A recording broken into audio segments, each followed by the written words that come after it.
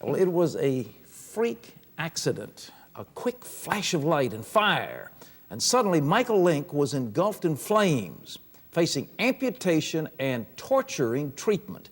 Michael prayed for a miracle through tears of pain. Here's his amazing story.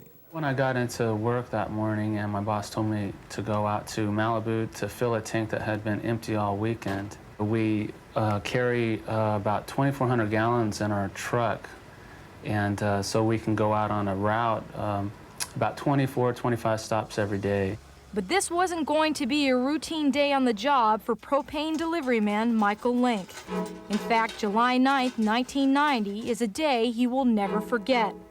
While routinely relighting the pilot to a propane water heater, a spark from a dryer that had been inadvertently turned on ignited the gas. The room exploded in a fireball of 1,150 degrees, with Michael still inside. I literally thought I was going to die because of the intense heat and the fire that was burning on my skin. I looked down at my arms during that split second and I saw flames all over my arms. And I knew if flames were on my arms, I knew they were everywhere else. Michael bolted from the room engulfed in flames.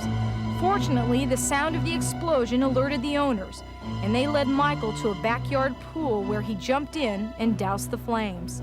I felt like I had gotten blown in half. I felt like I was going to die, and immediately started to pray that the Lord help me through this. I didn't even want to look at myself. And finally I got up enough courage to take a look at my arms and hands, and the skin had been blown off.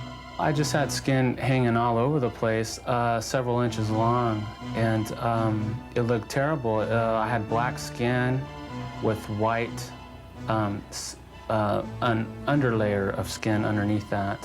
Michael was life-flighted to a nearby Los Angeles hospital and then transported by ambulance to the Sherman Oaks Burn Center. Admitted in critical condition, Michael had second and third-degree burns over 27% of his body. Once Michael's wife and family were notified of the accident, they immediately called friends across the nation for prayer, including the counselors here at the 700 Club. Michael would need those prayers because he was facing weeks of an uncertain recovery. Treatment started with a process called debriding. For 5 days, twice a day, the dead skin hanging on Michael's flesh was removed. While they were doing this, it felt like it was razor blades going up and down every single portion of my body, knives, wire brushes. After about 3 or 4 days of doing this, I finally decided to look at what they were doing it with, and it was just washcloth with soap. After a week in intensive care, Michael was moved into the burn ward, where doctors outlined his condition. 4 fingers on his right hand would have to be amputated. His face would be seriously disfigured, and his left arm would have restricted range. Ultimately, he would need repeated skin grafts and plastic surgery. When they told me this, about how drastic I was, I started to bawl my head off. I started to cry. Despite the outlook, Michael and his family cried out to God in prayer for a miracle. I just prayed, along with everybody else there, that I would be 100% healed. And I prayed that the Lord would take these tears that I was crying and wash the burns off my face. And God answered those prayers. The next day, as Michael went for surgery to graft the flesh from his thighs onto his arms, something miraculous began to happen to the severe burns on his face. One of the nurses came in and said I looked like an angel, and that was pretty nice to hear, because I was in such bad shape and my face was in such bad shape. But when she came in and said that, the Lord totally answered my prayer just overnight, and everybody that visited me that day, they were astonished how I looked. From that point on, Michael's recovery can only be described as miraculous.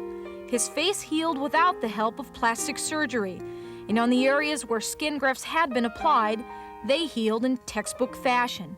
In fact, his progress was so dramatic that doctors released Michael from the burn center 2 weeks earlier than expected. The doctors have never quit remarking. I get remarks today that I should never heal like that. Never. When you look at yourself now, what do you think? Well, I think like what everybody else thinks, that it's a total miracle, and without prayer, I wouldn't have made it as well as I have. I wouldn't have been healed. I would have been a mess just like the doctors said I would be. I would have been without full range of my left arm, without fingers on my right hand, and with plastic surgery on my face. That's what it would have been like without prayer. Today, over a year later, Michael bears only glimpses of the burns that once covered 27% of his body. Some might say he just got lucky, but Michael knows luck had nothing to do with it.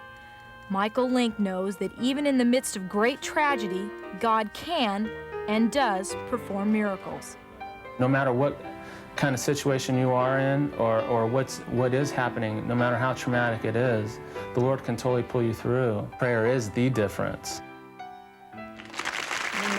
Amazing. There's burns all over and the loss of several fingers. I've seen somebody who was burned and have seen the fingers that had been what was left of the amputated fingers. God did a miracle in Michael's life. No doubt. You would think he would have had to have skin graft after skin graft over years and still be scarred. But to look like that, I mean, you would never know, would you? Wonderful. Well, it inspires me. And ladies and gentlemen, just like Michael Link, we have had thousands of people whose lives have been changed through prayer.